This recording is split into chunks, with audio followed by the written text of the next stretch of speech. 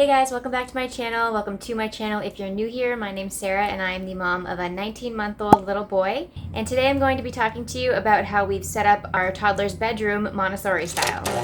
I'm also going to be talking about how we share a space with our toddler. We live in a small space and that makes for getting creative at times.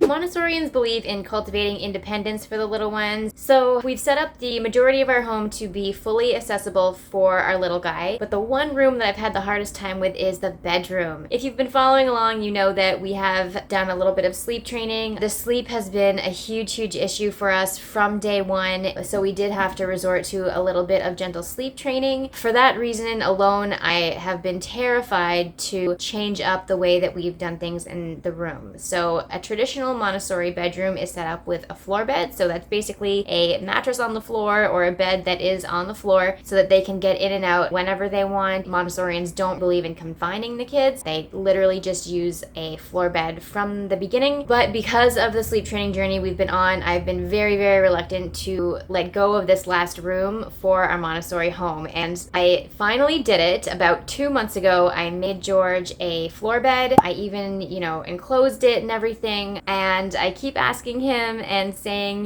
do you want to sleep in your big bed today or do you want to sleep in your crib? And he constantly wants to keep sleeping in his crib, which I'm surprised because I figured that he hated his crib, but I think he just hates sleeping in general. So I thought I was going to make this big step and finally put him in a floor bed, and then he just hasn't really been interested. So because of that, now I have our bed, which is a queen size bed. I have his bed, which is a full twin size bed, and I have our crib situation, which actually is a pack and play. So it's a little cramped in that room at the moment, but we're slowly transitioning from the crib into the floor bed. So now I'm just going to call it Montessori and say that I'm following the child, and I'm just going to keep offering it to him, and when he decides he wants to sleep in his big bed, then he can sleep in his big bed.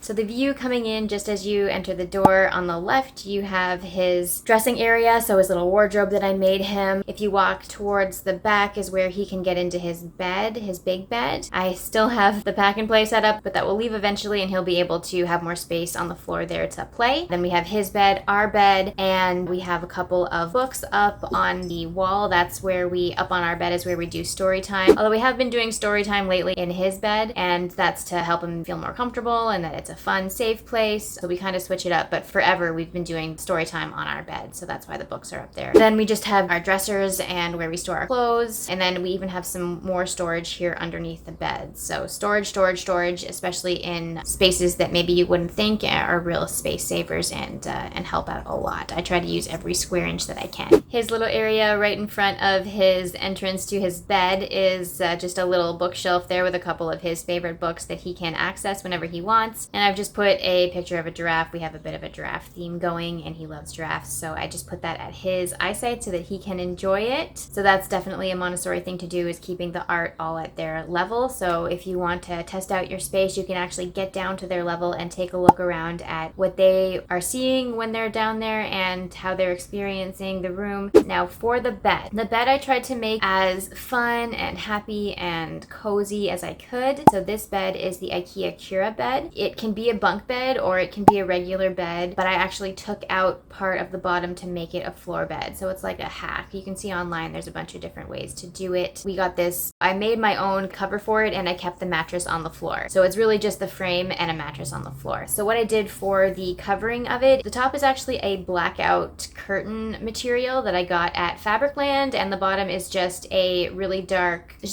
colored standard fabric that I also got at Fabricland. I doubled that up so that it would also be really dark. I really wanted it to be nice and dark in there, which of course will help him sleep, but also just feel a little cozier. And one of the main reasons why I really like this bed is that actually, since I have the covers up, it really helps to divide up the room since we are still doing a shared room. So when I go in there, I don't go in there till much later after he falls asleep, but I can go in there, and because there's that wall there, it just really separates the room, and I feel that separation. So hopefully he feels like he has his own little space down there as well. So I'm really happy with the way way that turned out. It's not, you know, the most beautiful thing in the world, but practically it's doing the trick. I just cut out little holes and I just used Velcro to make some loops and attach it to the frame, and then just literally cut out an edge on the bottom. Tried to make it look, you know, sort of pretty. And another thing that I put up in there is just a string of lights. And I only put the lights up after I knew that it was going to take us a while for him to transition when it was looking like he wasn't going to sleep in the bed. So I take those lights out if he's going to sleep in the bed. But for now, it's just a play space because he's not transitioned. One of the things that I really worry about, because even toddlers really like to get away and have their own space sometimes, I really try to make some areas around that he feels like he can go and be alone and do his thing if he wants to. I don't have space for a full shelf in his room, but I do think that it's nice for him to have a couple of items to be able to work with, especially if he is going to be sleeping in his own bed and getting up potentially before us, or if he wants to, he can do a little bit of work and playing before he goes to bed. That's all part of the freedom for him to be in the big bed. Because I don't have a space, I've made a shelf underneath my clothes in the closet. So that's actually been there since day one. I wanted him to be able to have a couple of items in the bedroom. And yeah, I just cleared up some space in the bottom of the closet. It's an old shoe rack, and I've just mounted it to the wall to keep it safe, and then just put a couple of random items in there.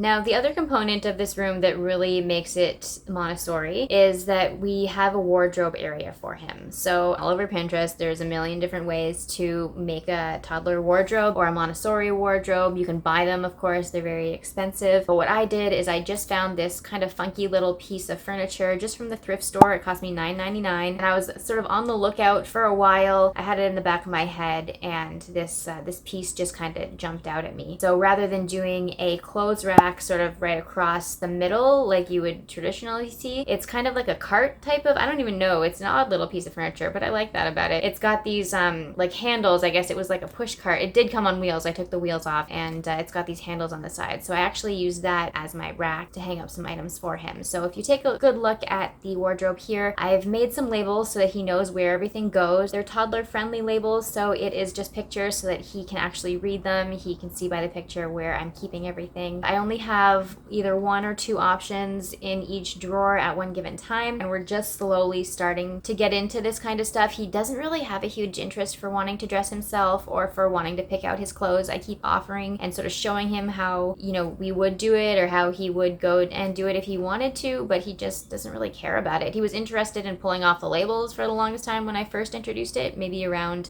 14 to 16 months, but he's gotten over pulling off the stickers now, and now he just doesn't care about it.